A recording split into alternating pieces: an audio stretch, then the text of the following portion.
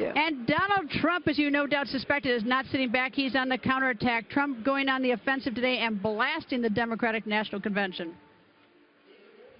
They haven't mentioned ISIS. They don't want to mention it. Why? Because they created it.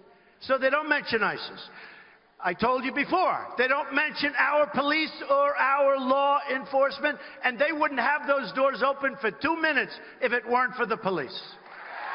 They wouldn't have them open for 2 minutes. Okay, this poll may interest you. A recent Pew Research Center poll finding 59% of Americans say too many people are easily offended over language. And just 39% say people need to be more careful with language to avoid offending people. Former New Hampshire Governor John Sununu goes on the record. Good evening, Governor. I always try not to offend anyone, Greta. You know that. And how do you do on that? Are you any good? Are you good at that or not good at that? I guess I'm not very good. All right. Well, what do you think of Donald Trump going on the offensive today and basically, getting right back in the news in the midst of this Democratic convention? Well, he's never going to sit back and wait. He's going to do that whenever there's an opportunity.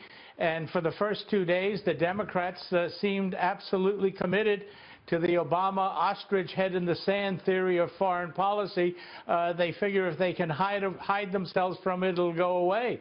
But unfortunately, this is a tough world, and the President of the United States has to lead in that direction. And if Mrs. Clinton persists in having her convention avoid national security issues, she's going to really get burned in the election. Do you expect to hear from her on Thursday night about national security? Well, now that we've been pointing out that they haven't said anything about it, she really has to bring it up.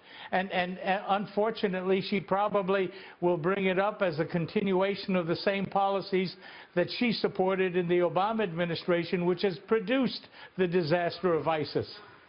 So is she better to sort of pivot away from President Obama? She certainly wants his aggressive support on the campaign trail this fall. But does she pivot away from him a little bit on the national security and other issues, or does she embrace it fully and say, look, this is a third President Obama term? She'll do what the Clintons always do. In certain groups, she'll embrace it, and in other groups, she'll pivot away from it and hope that the press will cover her trail. And Donald Trump, what do you expect him to be doing over the next couple days as this winds down here and she becomes the first woman to head a major party ticket? I wouldn't be surprised if he had a news conference tomorrow and another one on Friday. And I wouldn't be surprised if we all took it as well, right, Governor? You'll run it live. Governor, always nice to see you. Enjoy New Hampshire, Thank you. sir. Thank you. Yep.